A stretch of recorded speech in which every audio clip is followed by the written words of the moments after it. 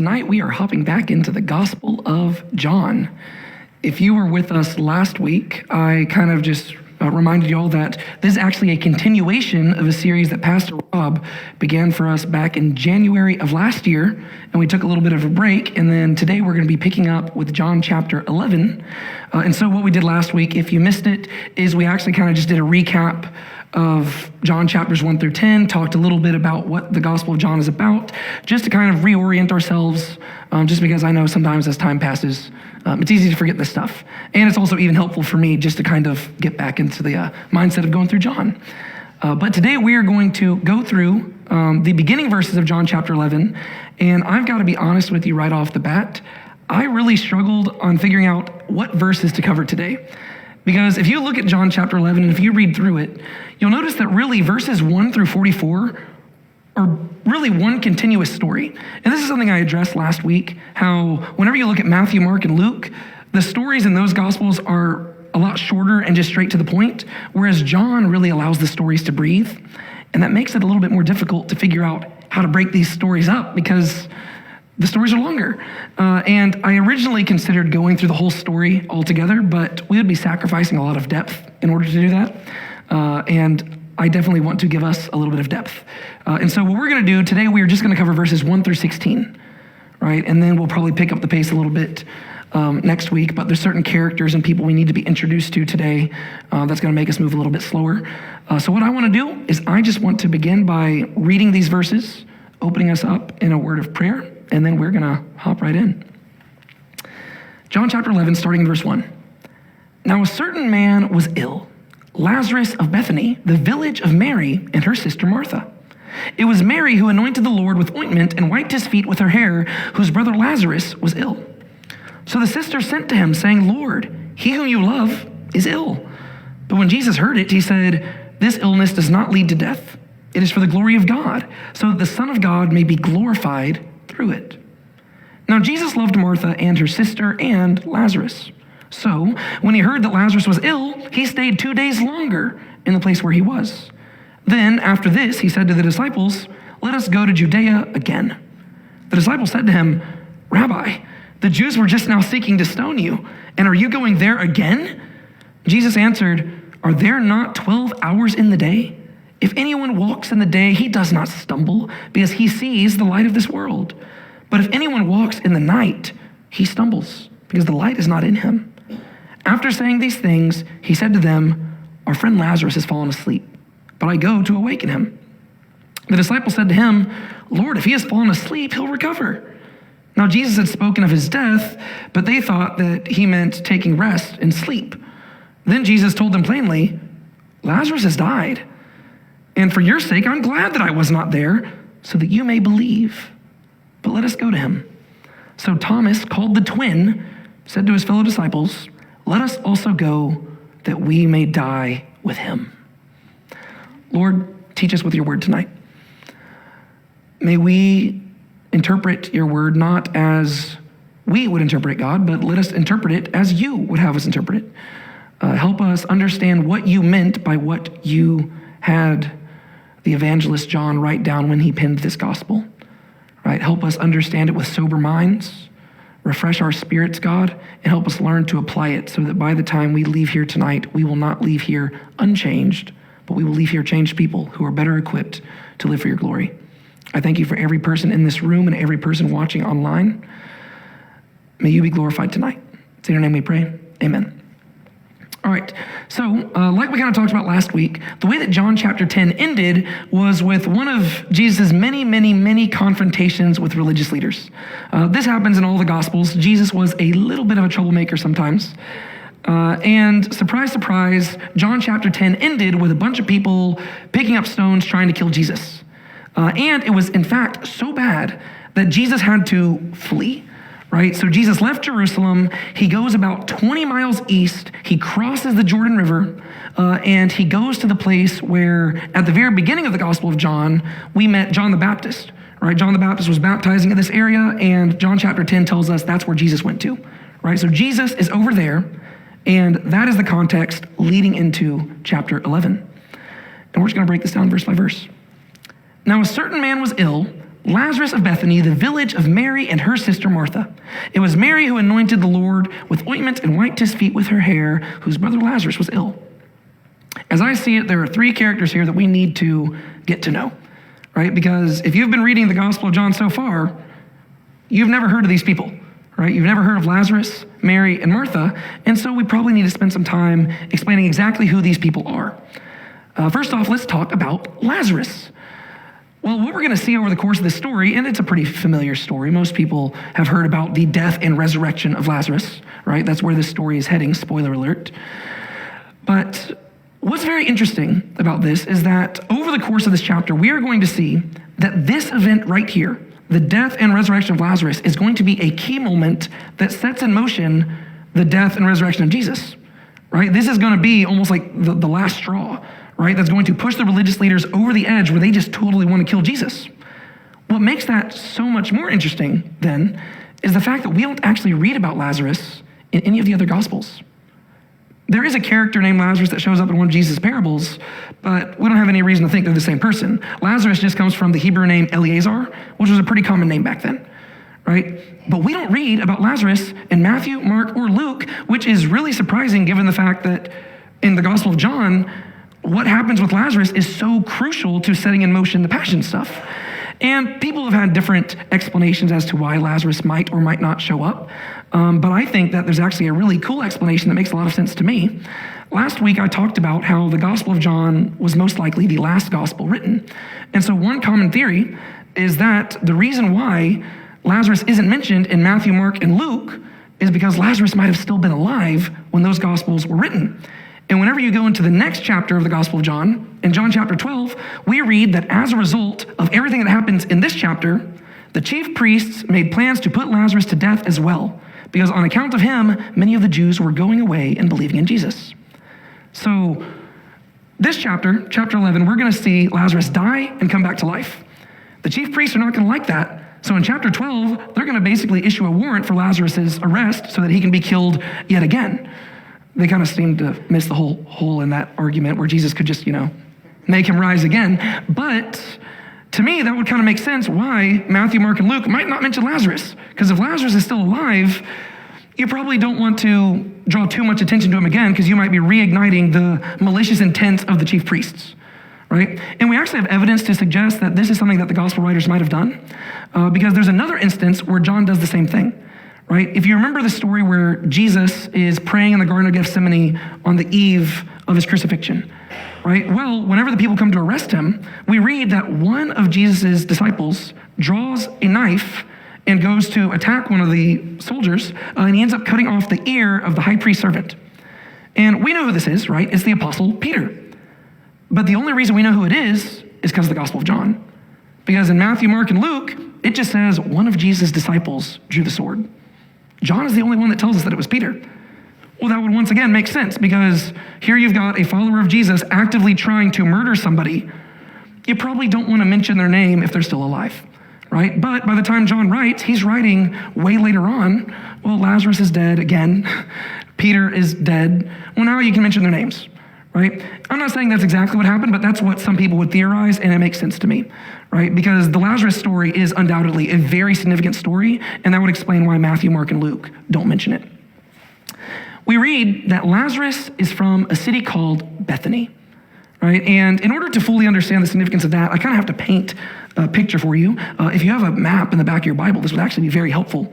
But in your head, I need you to picture Jerusalem, right? You've maybe seen a picture of, like a map of Jerusalem at the time period of Christ. Basically, it's just a big square, right? It's square-shaped, it's on a hill.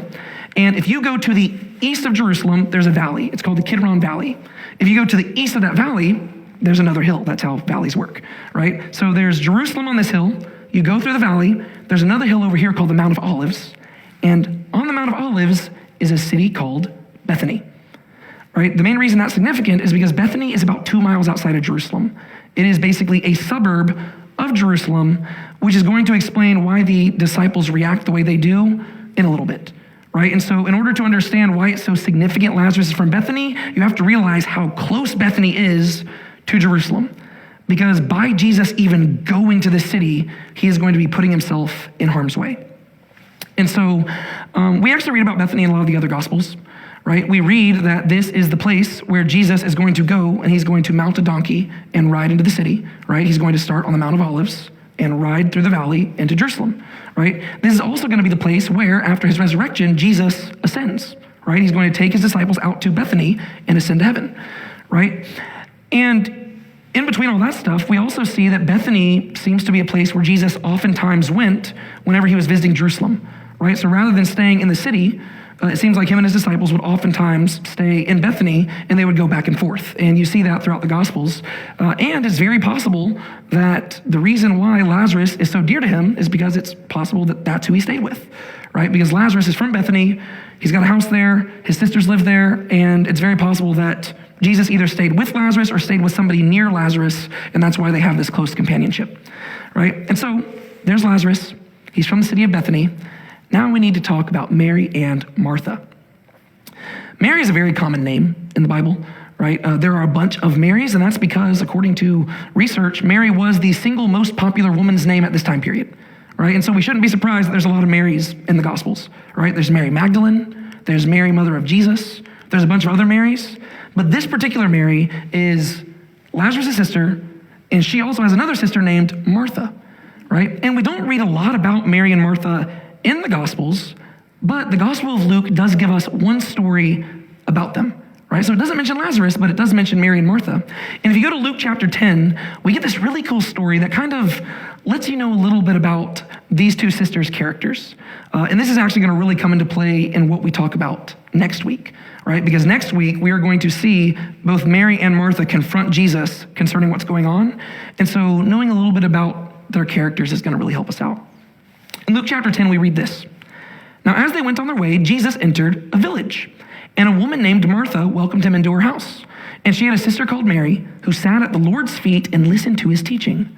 But Martha was distracted with much serving, and she went up to him and said, "Lord, do you not care that my sister has left me to serve alone? Tell her then to help me."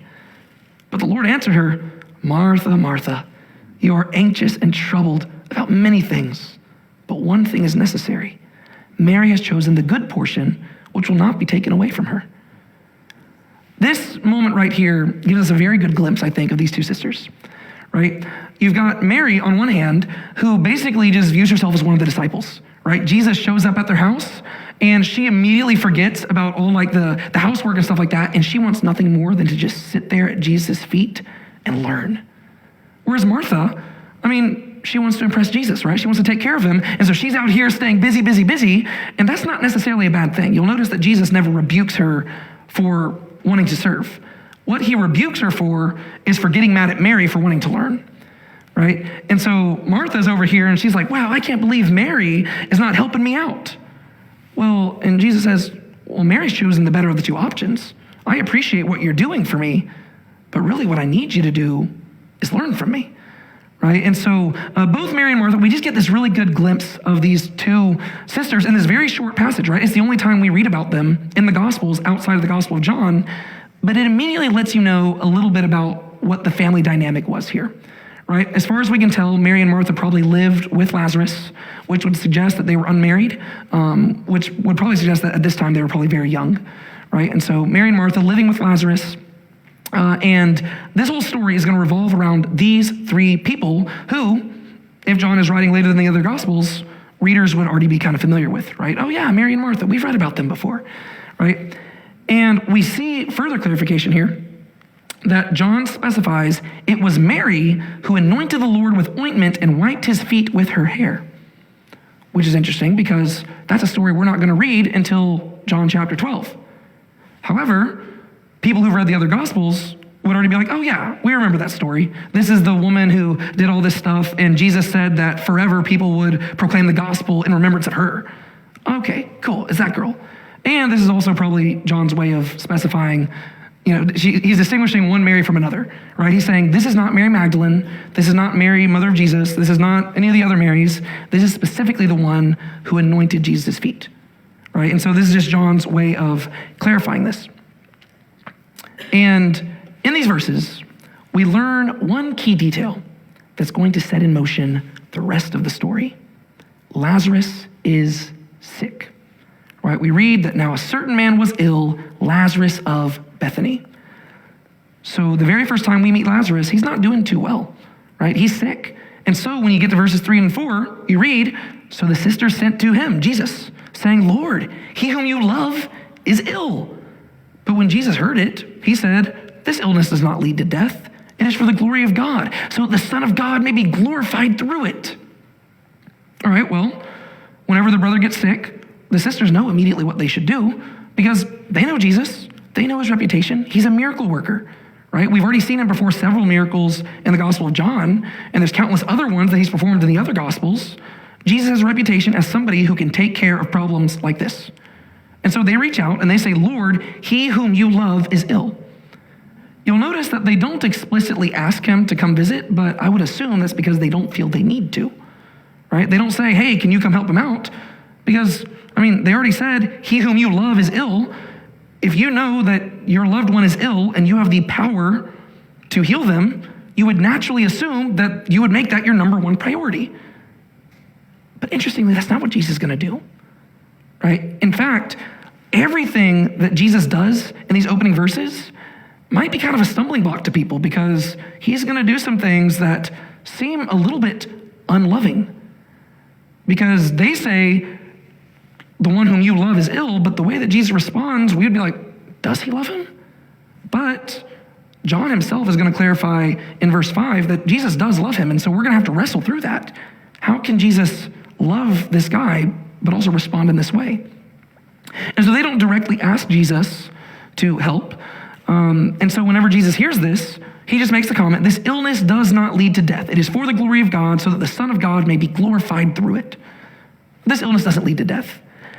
I'm actually not a huge fan of how the ESV translates that there because it says it does not lead to death. And I understand what they're going for there, but I think some other translations do it a little bit better, right? If you look at the NIV, it says this sickness will not end in death. Right? The NASB says this sickness is not to end in death.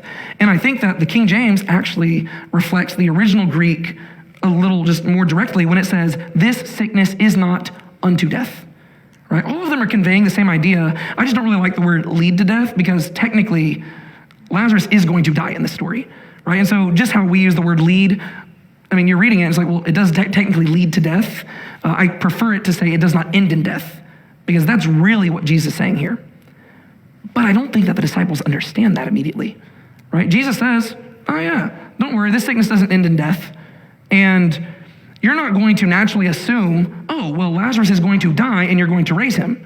Whenever Jesus says this, it seems like Jesus is using his knowledge to just tell you, oh, don't worry, it's not that big of a deal. They think it's bad, it's not that bad, right? So they're going to naturally misunderstand what Jesus is saying. At the same time, though, the thing that Jesus says immediately afterwards confuses things all the more. Because he says, don't worry, this sickness is not going to end in death, but he follows that up by saying that it is for the glory of God, so that the Son of God may be glorified through it. Well, that statement makes it sound like he's planning on doing something about the sickness, right? He says, well, no, this sickness doesn't end in death. It's for the glory of God so that the Son of God can be glorified. Well, Jesus is the Son of God, and if he's going to be glorified through this sickness, well, it would seem that he needs to take action. But that's not what Jesus does. Instead, he's going to stay back for a little bit.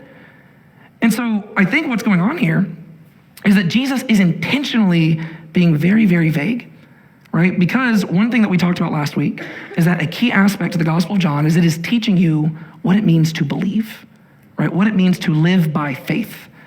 And one thing we're going to see throughout this whole chapter is that faith is not the same as always understanding what God is doing.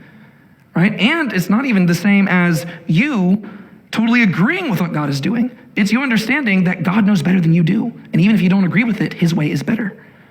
Right? And so Jesus, I think, is intentionally being kind of vague here because ultimately you can't understand what he's saying until after the events.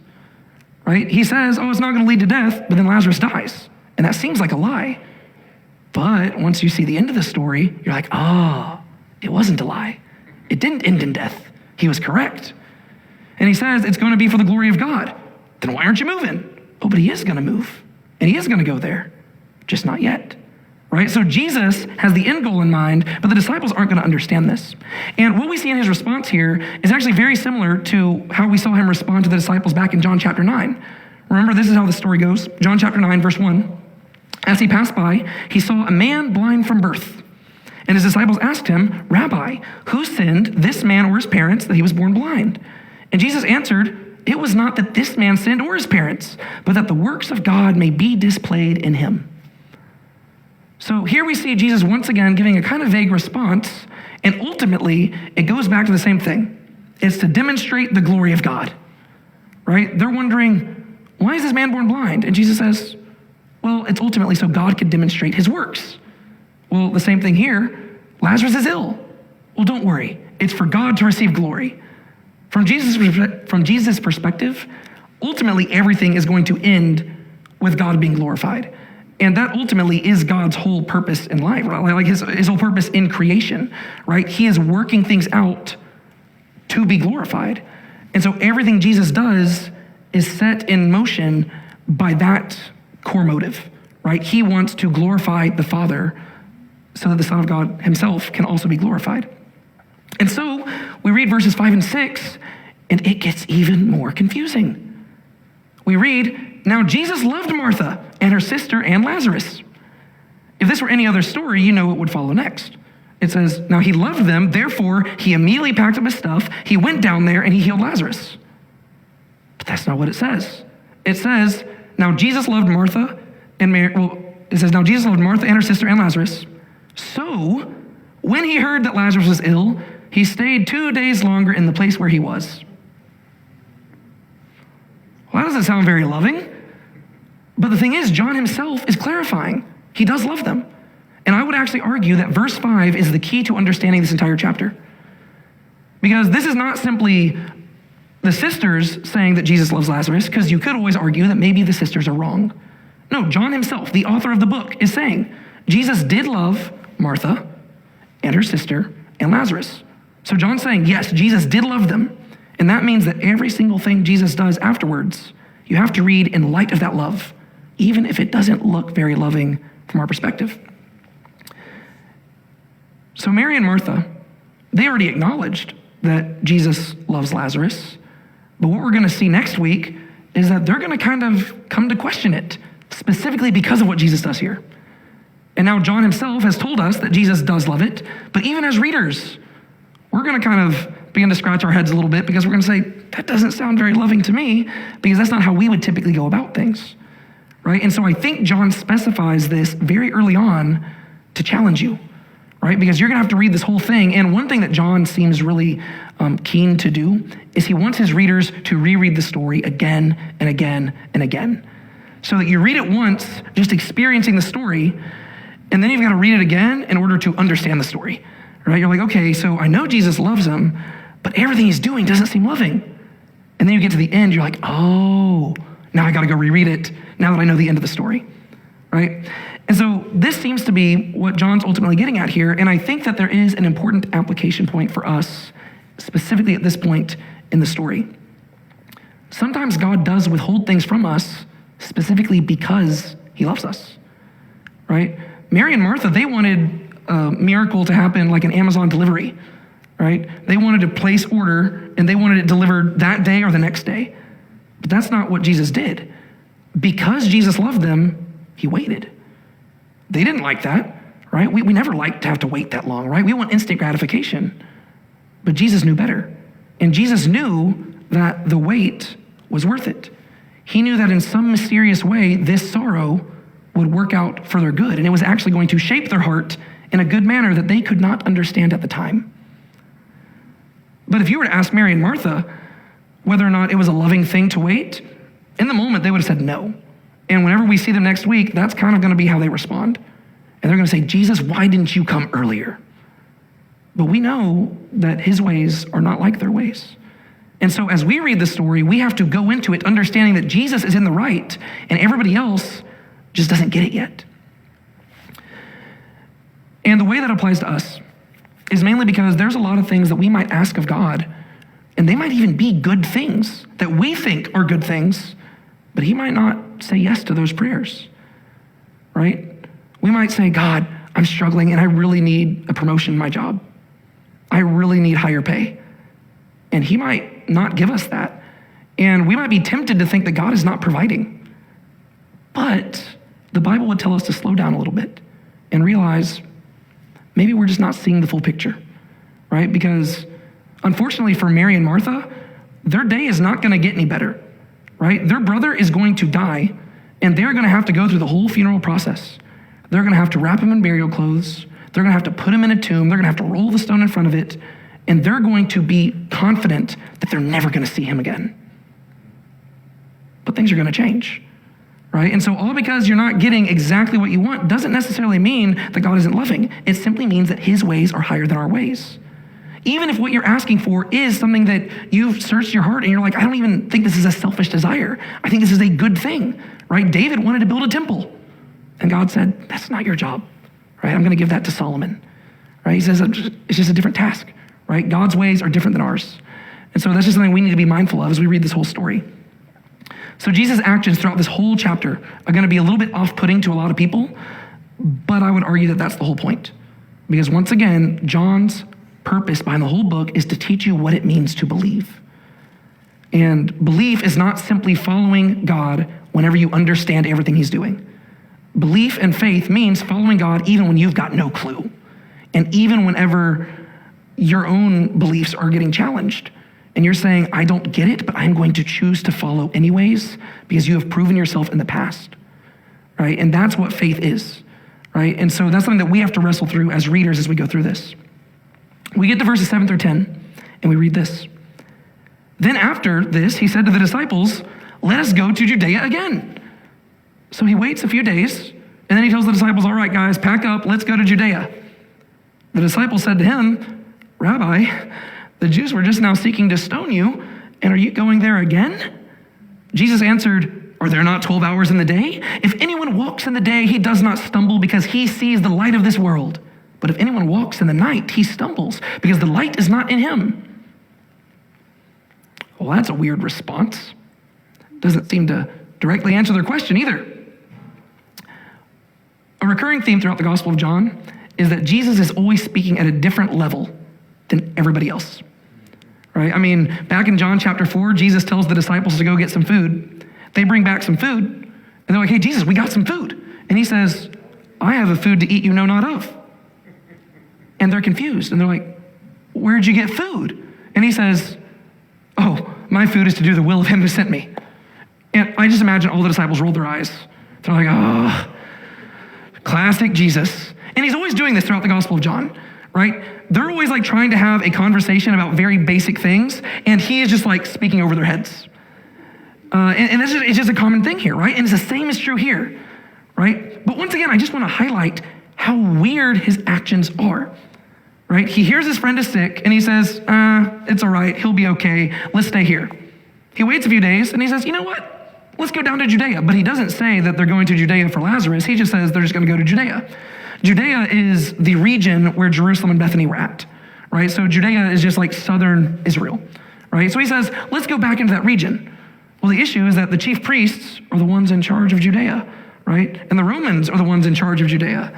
And so this is kind of like a person who has, who committed a crime in Seabrook, and there's a warrant out for their arrest in Seabrook, and for a little while they moved to Galveston, but they decided to move to Clear Lake. People would be like, why would you do that?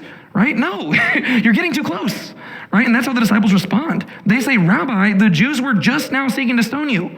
They're like, unless you forgot, people want to kill you in Judea. Why would you go back there? And then Jesus answers in the most obscure manner possible. He says, are there not 12 hours in the day? If anyone walks in the day, he does not stumble because he sees the light of the world. But if anyone walks in the night, he stumbles because the light is not in him. The disciples are listening to this, and they're like, when were we talking about day and night? Jesus, we were asking you why you're wanting to walk into a place where people want to kill you. And you're talking about 12 hours in a day? Yeah, Jesus, we know there's 12 hours in a day. What does that have to do with anything? However, once again, his response is very similar to what he says back in John chapter 9 with the blind man, right? So remember, John chapter 9, verse 3, Jesus says, it was not that this man sinned or his parents, but that the works of God might be displayed in him. We must work the works of him who sent me while it is day. Night is coming when no one can work. As long as I am in the world, I am the light of the world. So Jesus responded the same way in John chapter 9. Every time his disciples ask a question, he says, let's talk about day and night. And he starts going into this discussion about him being the light of the world and daytime and nighttime, and it's all very confusing until you look at the broader Gospel of John and you can begin to piece it together, right? Because throughout the Gospel of John, John refers to what he calls Jesus' hour, right? John chapter 2, verse 4, whenever his mother comes up to him telling him about the wine running out at the wedding, Jesus says, "Woman, what does this have to do with me? My hour has not yet come." John chapter 7, verse 30, we read, "So they were seeking to arrest him, but no one laid a hand on him because his hour had not yet come." John chapter 8, verse 20, "These words he spoke in the treasury as he taught in the temple, but no one arrested him because his hour had not yet come." So throughout the Gospel of John, we've got this idea that this hour is coming. And when that hour comes, Jesus is going to die, right? The hour refers to the time for Jesus to go and suffer for the sake of mankind. And what we see is that the day and night motif throughout the Gospel of John is talking about Jesus' ministry and his suffering, right? And so, as Jesus explained to them right before he healed the blind man, he says, while I'm here, it is daytime, right? Because I'm the light of the world, and while I am here, my light is shining for everybody. We are working in the day, but the night is coming. And sure enough, whenever you get to the Gospel of John chapter 13, we're going to see when night comes. And it's going to be the moment Judas gets up from the table and leaves to go get the soldiers. It will say, and it was night. And it's super dramatic, right? And so what we see is that what Jesus is telling them here is that it's still daytime, right? They're saying, Jesus, why would we go back to Judea? They want to kill you. And he says, guys, it's still daytime. There's 12 hours in a day. I still got work to do, right? And yes, I'm going to go to Jerusalem. And you know what? Night is coming, but the night's not here yet. And I'm not going to allow the fear of death to keep me from doing what I need to do, right? And so that's ultimately what he's communicating here. He is here to do the work his Father gave him until his hour comes, in which case he will lay down his life, he will suffer, he will die, and then from the cross he will cry out, "It is finished." So we keep reading. Verse 11. After saying these things, he said to them, "Our friend Lazarus has fallen asleep, but I go to awaken him."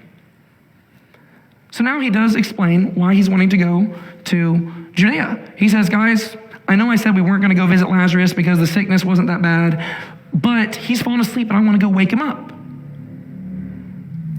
But the disciples are understandably confused by this because they already heard Jesus say this sickness does not end in death. And so they're like, well, we know that Lazarus can't be dead. And so if Jesus is speaking of sleeping, he must literally just mean that Lazarus is asleep. And so the disciple said to him, "Lord, if he has fallen asleep, he'll recover." They're like, well, Jesus, if he's taking a nap, maybe he just needs some rest, right? That happens, right? Whenever you get sick, your body's tired, you just need a rest. You don't need to travel into enemy territory just to wake your friend up. He'll wake up. You yourself said, this sickness will not end in death. Just let him get a little bit of a nap in. And you can understand where they're coming from, because Jesus is once again speaking in a very confusing manner. And in fact, this is another recurring theme in John's gospel. I cannot think of a single interaction that Jesus has with anybody in this gospel where they fully understand him. That's one thing that sets John apart from Matthew, Mark, and Luke. One thing that John seems to be highlighting is that Jesus is a person who understood everyone, but was understood by no one, which I think highlights a kind of sad aspect of Jesus' ministry that I think a lot of times we don't reflect on that much. You go back to Isaiah and it says that Jesus was a man of sorrows, acquainted with grief. I imagine that a big aspect of that is that he was the only righteous person living in a world surrounded by sinners. He was God in the flesh, living amongst the very people he created and the people he chose to glorify him, and they didn't even recognize him. And not only did they not recognize him, they rejected him. All right, this is what John highlights in chapter 1. Right? He came to his own, but his own did not know him. Right? That's the sad aspect of Jesus' story. His suffering did not only begin in Gethsemane, and it didn't begin whenever he was on the cross. It began the moment that he took on flesh and was born of a virgin, because every single day he lived as God in the flesh, understanding the heart of every man yet nobody fully comprehending him. And so every interaction we have in the Gospel of John reflects that, right? He says something and people just do not get it, right? He says to Nicodemus, you must be born again. And Nicodemus says, how do I re-enter my mother's womb? That doesn't make sense, right? And people just don't get it. And Nicodemus is supposed to be a leading rabbi, right? So all these people are confused by what Jesus says, and it's no surprise that they're confused here too. But once again, these are his disciples. These are the ones who should know him better than anybody. They've been following him for 3 years. He's only got a few weeks left before he is killed. And even they don't get it. He says, Lazarus is asleep. Well, he'll wake up, it'll be fine. Verse 13. Now Jesus had spoken of his death, but they thought that he meant taking rest and sleep. Then Jesus told them plainly, Lazarus has died. He says, guys, y'all are missing the point.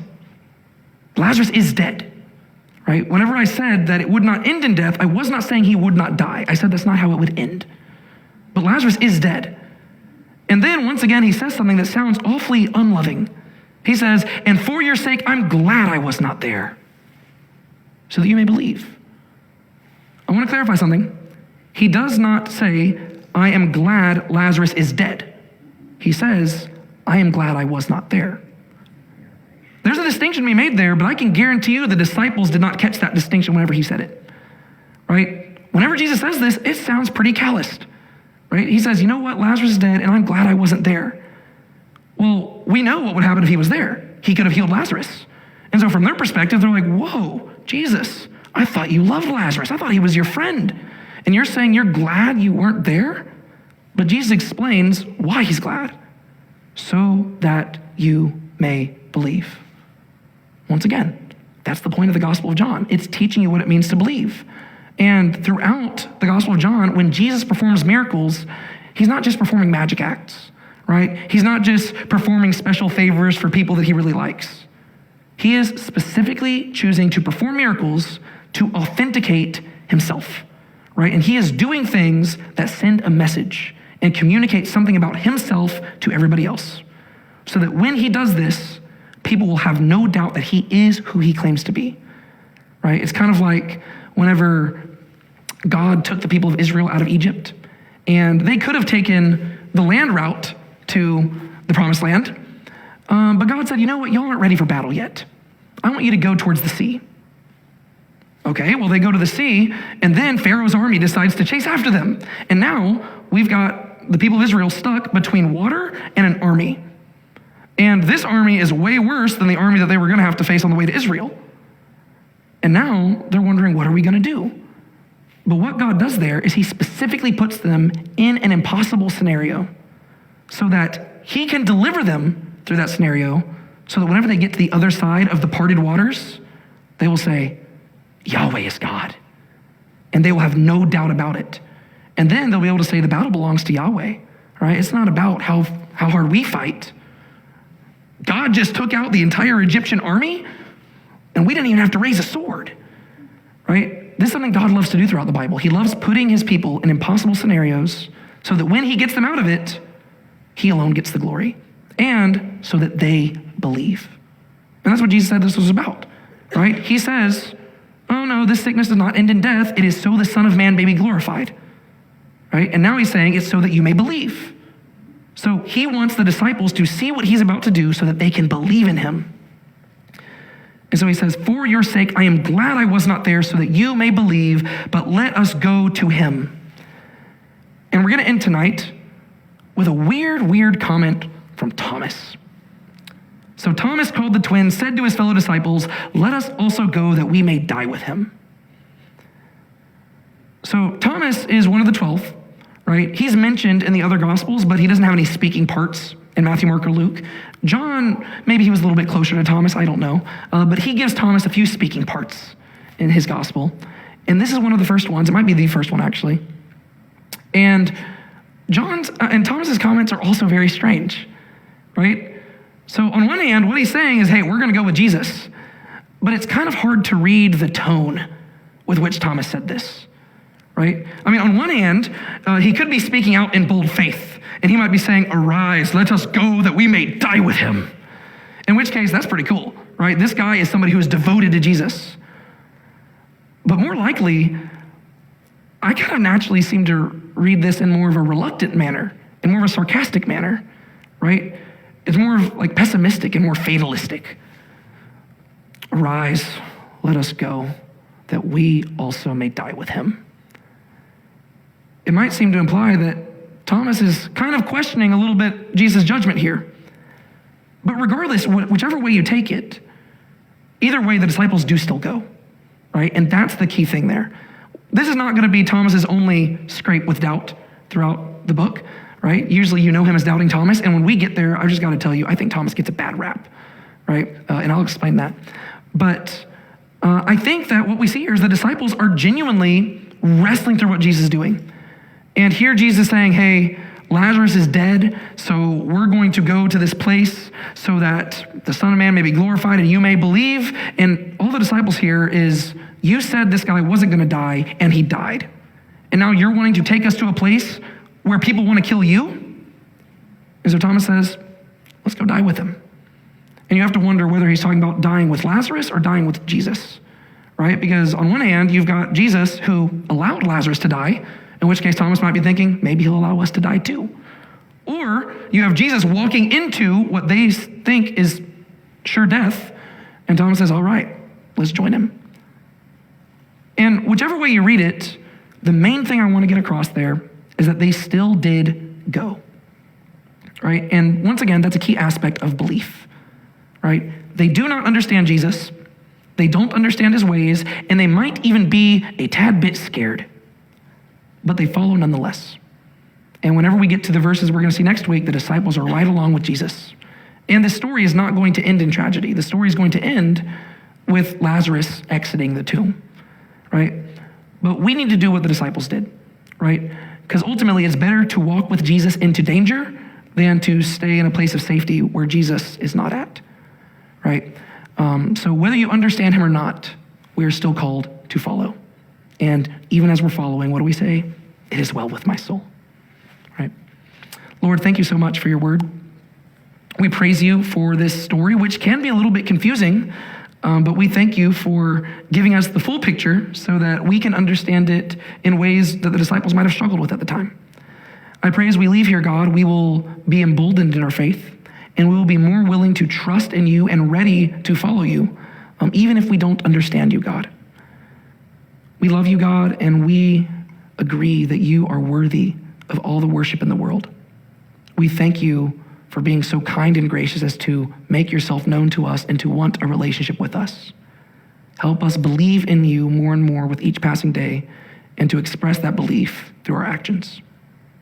We love you. In your name we pray. Amen.